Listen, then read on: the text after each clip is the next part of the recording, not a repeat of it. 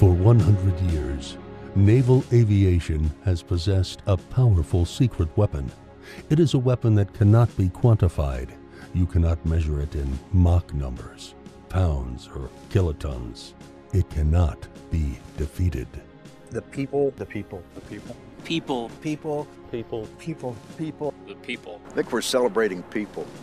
We're celebrating the people that started naval aviation. We're celebrating the people that continue it to this day. When ship is on fire, the boat is sinking, the waters are rising, the tsunami is coming, and you say, let's go. Naval aviation is filled with people that want to be the person that gets to go. And the quality and caliber of the people that you work with in this game is just superb. They're a special breed of people. They were back in the 1910s and 1920s as aircraft carriers were being developed. And today, that same spirit of naval aviation remains resident in the core soul of every one of these aviators. Really what moves me more than anything else is when I think about the tens of thousands of men and women who work every day to test concepts, to refine concepts, to refine concepts, to perfect them so that the next advance in naval aviation can take place. They really are, I think, the unsung heroes of naval aviation. Defense contractors are part of the naval aviation team and have been so from day one. And they take as much pride and passion in doing their job as we do flying the planes or the deckhands do in launching the planes off of flight decks or boats or ground. These ships don't exist by accident. Carrier aircraft just don't function by themselves. These have all had to be designed, developed, and innovated by human beings. And then they have to be manned by people who work on the flight decks, who work in one of the most dangerous environments known to man, and be able to do it routinely, day after day, thousands of sorties, and make it all work. To see 250 people on the flight deck working together to get these airplanes airborne and to recover them, it's quite a sight. It's just amazing, the teamwork involved.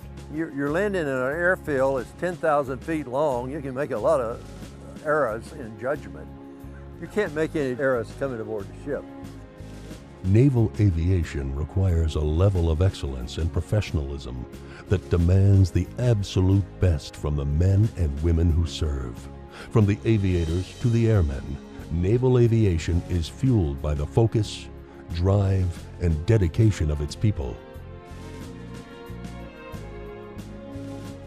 The young people of today are very much like the young people that have been joining naval aviation for the past 100 years. I'll stand with them any day, and I'll go to sea with them in any day. If you get those young people motivated, you can go anywhere and do anything. These youngsters today, the men and the women that fly, are every bit as fearsome and multiple times as capable as the aviators whose legacy they inherit. There are more people licensed to conduct brain surgery than there are to land on the flight deck of this aircraft carrier. The dedicated people of naval aviation continue to make a difference in local communities and around the world. The men and women of naval aviation are, in my opinion, the finest group of community servants that there are. I've done a lot of stuff in my life, but going in and doing hurricane relief or tsunami relief, the thanks you get from people and the pride you feel about it, it's awesome. And the sacrifices have gone beyond the people who serve. It is the families and loved ones at home who provide the love and support that keeps these men and women going every day. The families are also the people of naval aviation. The wives banded together like family, and they were family to each other. They helped each other out all the time. They were wonderful. All of them were. Over 100 years, so much has changed, but the people of naval aviation have not. The heart and soul remains the same.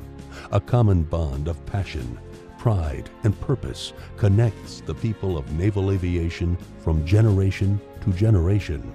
Undoubtedly, the one common thread amongst all of us is the deep sense of patriotism and desire to serve something bigger than ourselves. Tonight, we celebrate the people who serve today, who have committed their lives to naval aviation. And we recognize those who have gone before, the path they have laid, and their remarkable accomplishments. We celebrate those whose success as naval aviators has led them to groundbreaking, world-changing discoveries and adventures.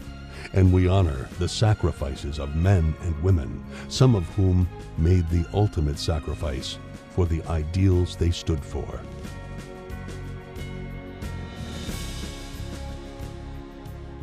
For 100 years, naval aviation's greatest resource has been its people.